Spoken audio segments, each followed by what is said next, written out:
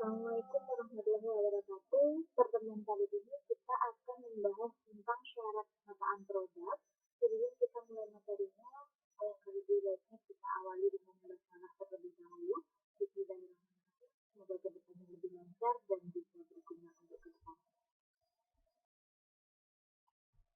Apa saja syarat dari penataan produk sendiri? Yang pertama syaratnya adalah bersih dan rapi. Jadi Pramuniaga memiliki kewajiban untuk menjaga kebersihan dan kerapian produk yang didisplay. Yang didisplay di rak mungkin atau di meja kasir atau di lingkungan toko itu menjadi tanggung jawab daripada Pramuniaga. Yang kedua adalah mudah dijangkau.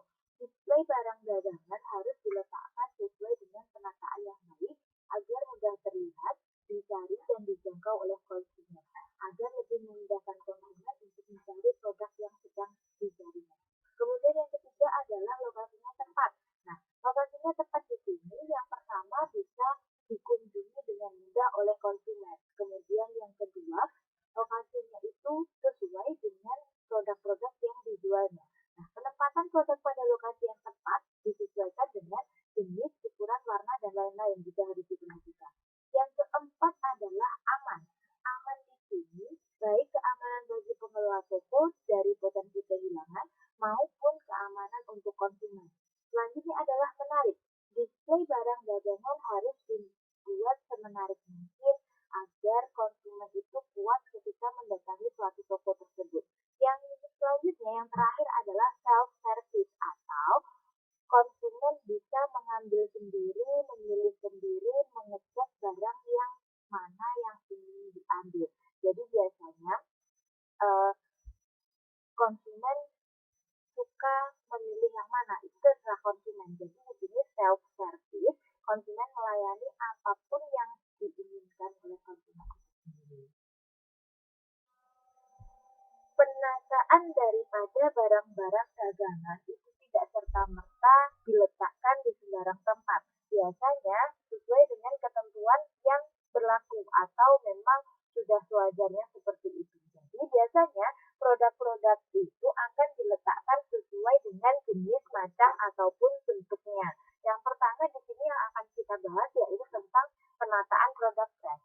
Apa saja sih produk fresh itu? Yang pertama contohnya adalah produk sayuran atau vegetables. Jadi sayur-sayuran itu termasuk produk fresh.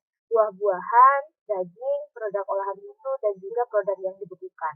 Nah, di sini bagaimana cara menata produk-produk yang fresh? Jadi, di sini biasanya kalau seumpama produk sayuran, buah-buahan, ataupun daging, serta susu itu biasanya diletakkan di chiller atau alat pendingin.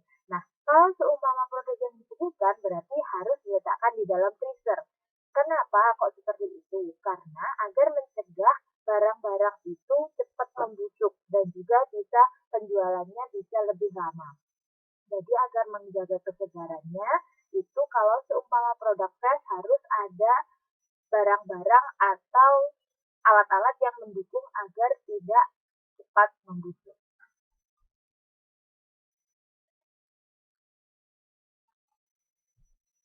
Yang selanjutnya adalah penataan produk fashion atau baju dan aksesoris lainnya.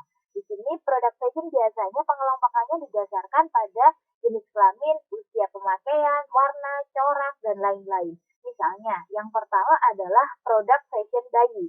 Produk fashion bayi di sini kita misalkan ada pakaian bayi, perlengkapan tidur, dan perlengkapan bayi. Nah, pengelompokannya itu berdasarkan fungsi pemakaiannya. Pakaian bayi misalnya, pakaian bayi di sini suatu tempat yang berisi pakaian bayi biasanya ada baju, celana, sepatu, rok didasarkan pada jenis kelamin, warna, dan juga corak. Terus sekalian di situ biasanya juga diberi aksesoris lain yang patut untuk dipadu-padankan dengan pakaian bayi. Yang kedua berdasarkan produk fashion anak-anak. Nah, produk fashion anak-anak sendiri juga dibagi menjadi antara produk fashion anak-anak laki-laki dan juga anak perempuan itu dibedakan agar lebih tertata rapi, agar konsumen lebih mudah mencarinya. Jadi dibedakan berdasarkan jenis kelamin. Nah, itu pun sendiri juga biasanya tetap masih dibedakan lagi menurut stylenya. Mungkin ini kaos, kemudian di situ ada kemeja, di situ ada dress, di situ ada uh, kaos kaki dan lain-lain. Itu adalah pengelompokan produk fashion anak-anak. Nah, selanjutnya ada produk fashion remaja. Di sini produk fashion remaja juga tidak lupa dibedakan lagi atas berdasarkan jenis kelamin dan juga berdasarkan produk yang dipajang. Yang pertama, antara laki-laki dengan perempuan itu pasti dibedakan agar lebih mudah untuk memilihnya. Selanjutnya ada pengelompokan produk fashion dewasa. Nah, produk fashion dewasa sendiri juga dikelompokkan berdasarkan usia, jenis kelamin, dan juga fungsi ataupun tujuan daripada pemakaian fashion tersebut.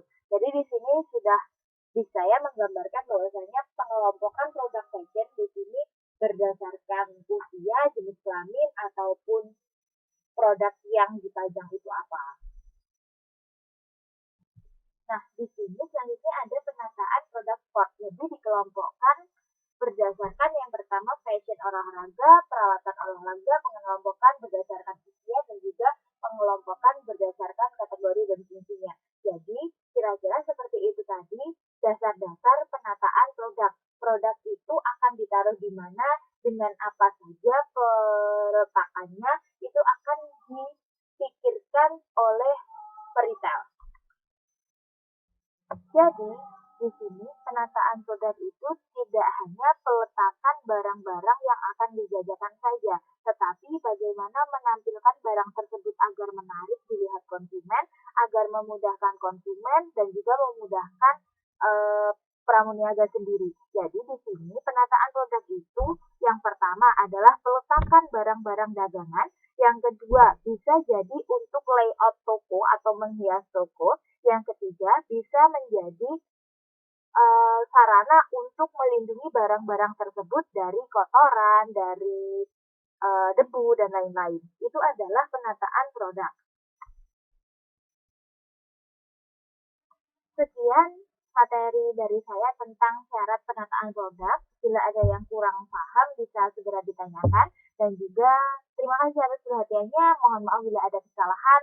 Kita akan bertemu di kesempatan selanjutnya. Tetap semangat, jaga kesehatan. Wassalamualaikum warahmatullahi wabarakatuh.